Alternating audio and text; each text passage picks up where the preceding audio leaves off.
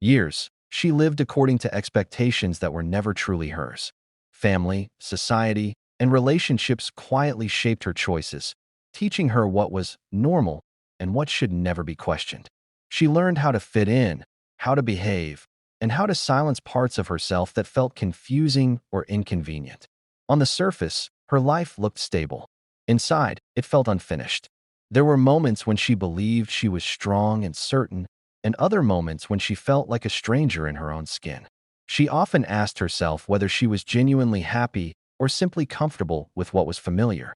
That question scared her, so she kept it buried under routines, responsibilities, and forced clarity. Some feelings didn't fit into the simple boxes she had been taught to use. They weren't loud, but they were persistent. She noticed connections forming in ways she couldn't easily explain, emotions that didn't follow the rules she had grown up believing were absolute. Instead of exploring them, she ignored them, hoping they would fade on their own. But they never did. The more she avoided understanding herself, the heavier the confusion became. She feared that self-discovery would demand change, and change meant risk. It could disrupt relationships, invite judgment, and force her to confront truths she wasn't ready to name.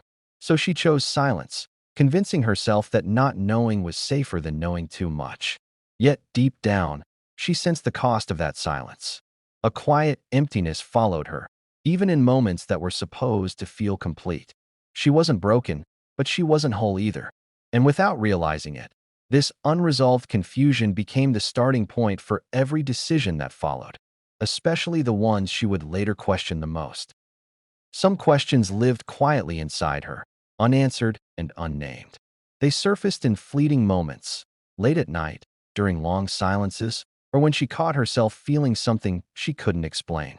Instead of exploring them, she pushed them aside. She had learned early that certain questions were dangerous, not because they were wrong, but because they challenged what was familiar. She wondered why some connections felt deeper than expected, why certain emotions didn't fit into the narrow definitions she had accepted as truth. These thoughts didn't come with clear answers, only uncertainty. And uncertainty, to her, felt like a threat.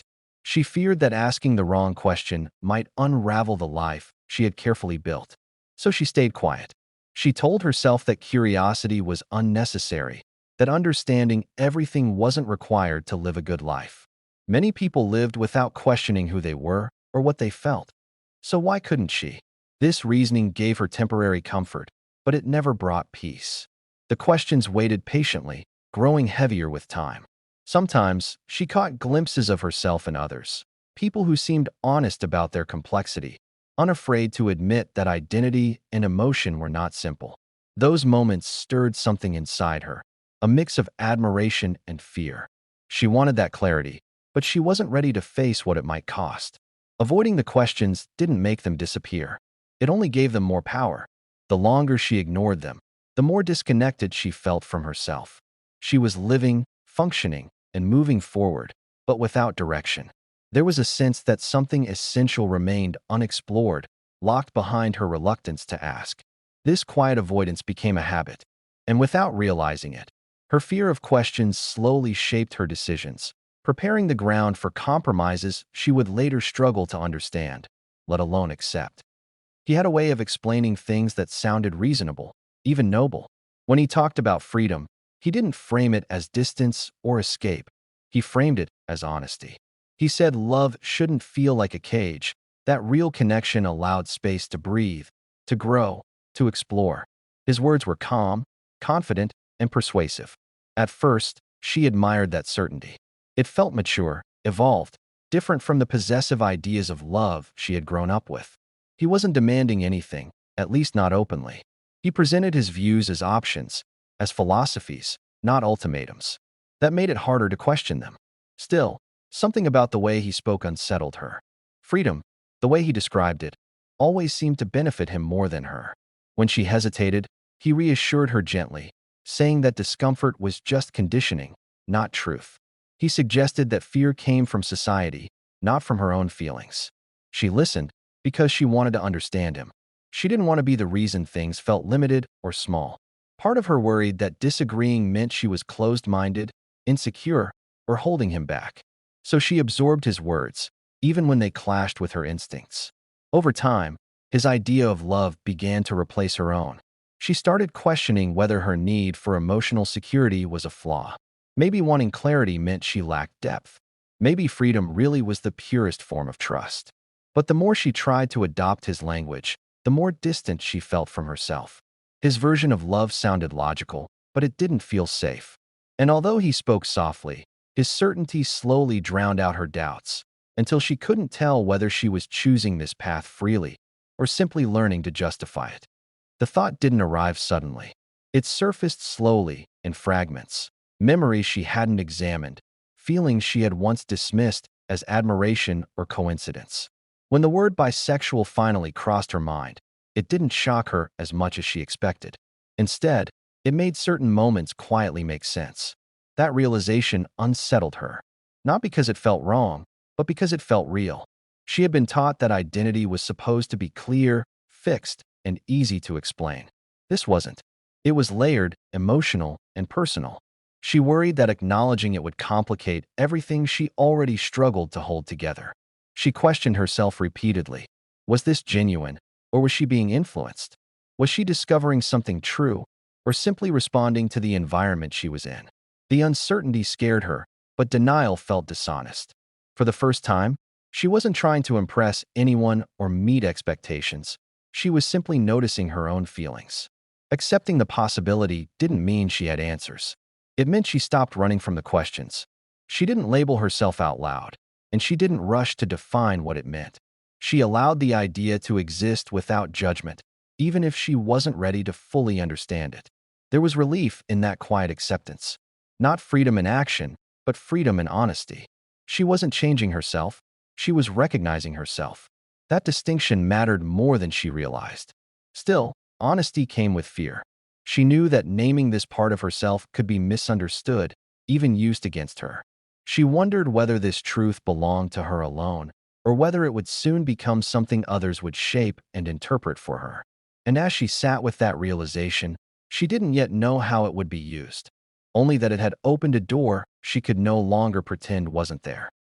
Even as she allowed herself to acknowledge new truths, fear never stayed far behind. It wasn't the fear of what she felt. It was the fear of how those feelings would be seen. She imagined reactions before they ever happened. Disappointment, misunderstanding, labels she didn't choose. Judgment, she knew, didn't always come loudly. Sometimes it arrived quietly, disguised as concern or advice. She had grown up learning which parts of herself were acceptable and which were better left unspoken. Stepping outside those lines felt risky. The idea that people might reduce her to a single word, ignoring her complexity, made her hesitate. She didn't want to be defined by something she was still trying to understand herself. So she stayed cautious. She measured her words, softened her thoughts, and kept most of her reflections private. Curiosity pulled her forward, but fear slowed every step. She wondered if self-honesty was worth the potential cost. Was knowing herself deeply more important than belonging comfortably? At times, she convinced herself that silence was maturity, that not making things complicated was a form of strength. But the longer she held back, the heavier that silence became. It wasn't protecting her, it was shrinking her. She noticed how easily people judged what they didn't understand, how quickly stories were rewritten about others' lives. That awareness made her more careful, but also more lonely. Carrying unanswered questions alone felt safer than facing them in public, yet it left her feeling unseen. Still, curiosity never disappeared. It waited patiently beneath the fear, reminding her that judgment from others was temporary, but living disconnected from herself could become permanent. And slowly, that realization began to shift the balance. For the first time in a long while, she didn't rush to define herself. She resisted the pressure to choose a side, a label, or a clear answer. Everything around her seemed to demand certainty. People liked neat explanations, but she wasn't ready for one. And this time, she decided that was okay. She allowed herself to sit with confusion without treating it as a failure. Some days felt calm, others overwhelming. There were moments when she felt close to clarity and moments when everything blurred again. Instead of panicking, she tried to observe her feelings honestly, without judging where they came from or where they might lead. Giving herself time felt unfamiliar. She was used to solving problems quickly, to adjusting before anyone noticed discomfort. But this wasn't a problem to fix. It was a part of her to understand. The difference mattered. She began to realize that forcing answers too early would only replace one kind of confusion with another. Her partner often spoke about openness and courage, subtly encouraging her to move faster. She listened, but she didn't immediately follow. This was the first boundary she set quietly, even if she didn't name it out loud. She needed space to think without influence, without expectation. In that space, she noticed small truths forming. Not conclusions, just signals. What felt heavy, what felt honest, what felt wrong when rushed. She learned that clarity grows slowly, not under pressure. Time didn't erase her uncertainty, but it softened her fear. It taught her that self-understanding isn't proven by speed, but by patience. And although she still didn't know where her choices would lead, she finally felt like they would be hers. When the conversation finally became serious, she didn't agree blindly. She asked questions, careful ones, thoughtful ones. If anything was going to change, she needed clarity first. Vague ideas about freedom weren't enough. She wanted to know what honesty would actually look like, where respect would begin and end, and how boundaries would be protected rather than tested.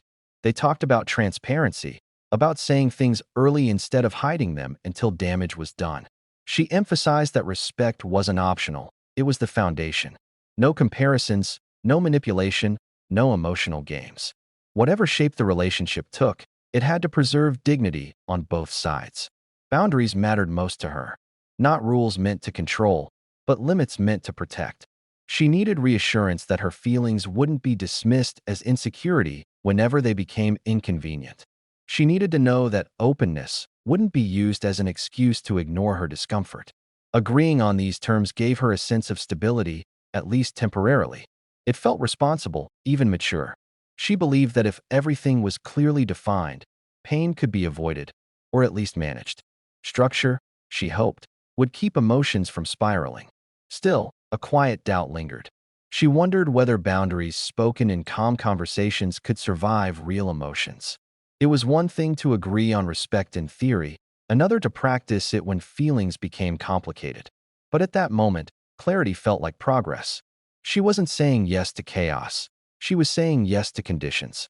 And that distinction allowed her to move forward, believing she had protected herself as much as possible. Whether those boundaries would hold was a question for later. For now, she trusted the agreement and hoped it would be enough. What finally pushed her forward wasn't excitement, it was honesty. She had grown tired of pretending, of adjusting herself to fit a version of life that looked right but felt incomplete.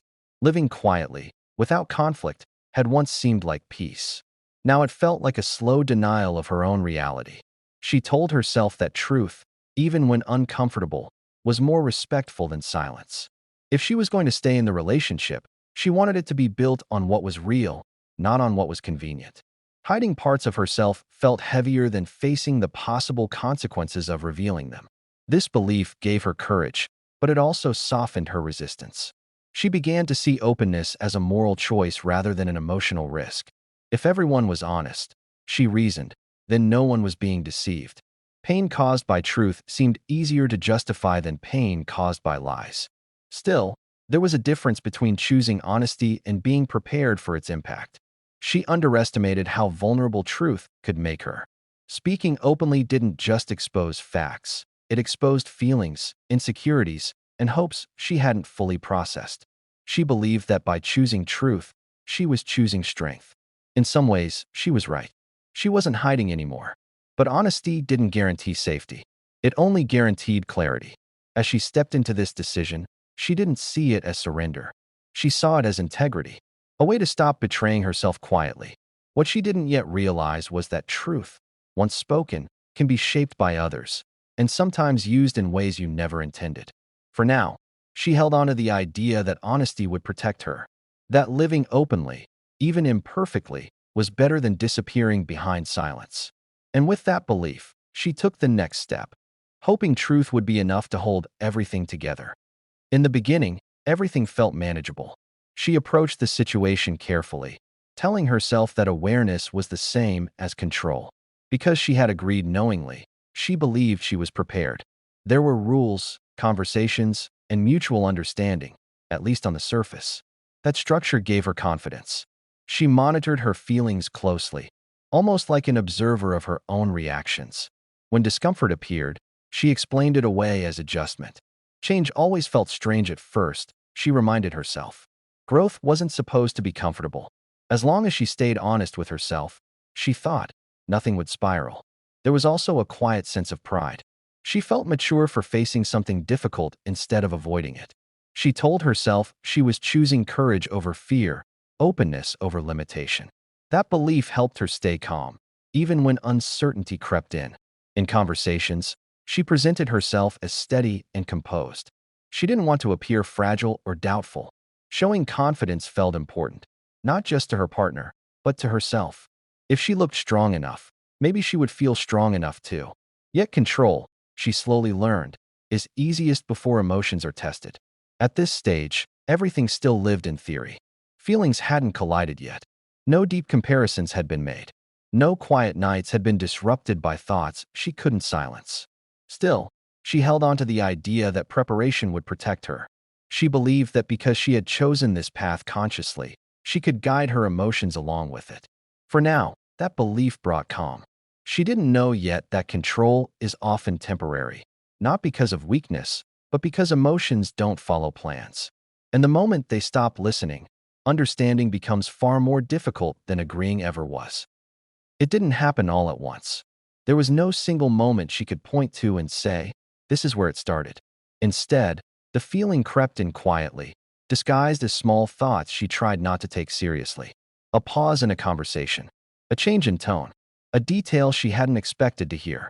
She told herself this reaction was normal and temporary. Emotions, she believed, could be managed if acknowledged early. But knowing where a feeling comes from doesn't always make it easier to live with. The more she tried to stay rational, the more irrational her thoughts seemed to become. Jealousy surprised her the most. She hadn't expected it to feel so personal, so physical. It wasn't anger, it was comparison. Questions formed without permission. Am I enough? Am I replaceable? Do I matter in the same way I used to? These thoughts embarrassed her. She didn't want to feel possessive. She didn't want to contradict the values she had agreed to. So she stayed quiet. Insecurity didn't always show itself as fear. Sometimes it appeared as distance. Other times as overthinking things that once felt simple. She replayed conversations in her mind, searching for meaning that might not have been there. Trust, which had once felt solid, began to feel conditional, dependent on reassurance she didn't know how to ask for. She questioned herself more than the situation. Maybe she just wasn't strong enough. Maybe this discomfort was proof that she still had work to do on herself. That idea kept her silent longer than it should have. What she didn't yet realize was that jealousy wasn't the problem. It was a signal, a sign that something important inside her was being challenged. And ignoring that signal wouldn't make it disappear. It would only make it harder to understand later.